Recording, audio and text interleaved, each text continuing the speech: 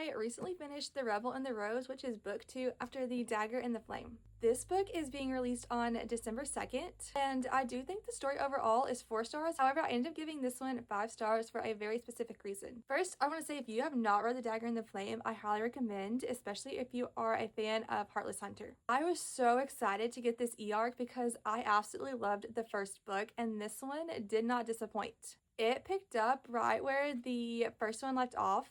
And as someone who read the first book over a year ago and has like a terrible memory, I thought this book did a really good job of giving like sort of quick little refreshers and references throughout, so I didn't really feel lost. The plot of the story overall, I think, is 4 stars.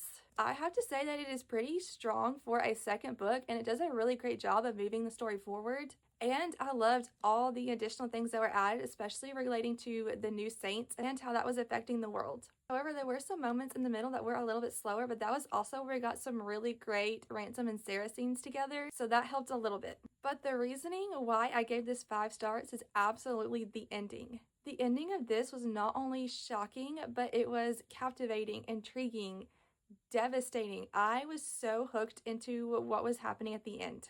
I don't want to say too much more because I don't want to give anything away. However, I do want to say that the ending had the story coming full circle, and I absolutely loved it. One of my favorite parts about the first book was definitely Ransom and Sarah's relationship, and it was still a highlight in this story.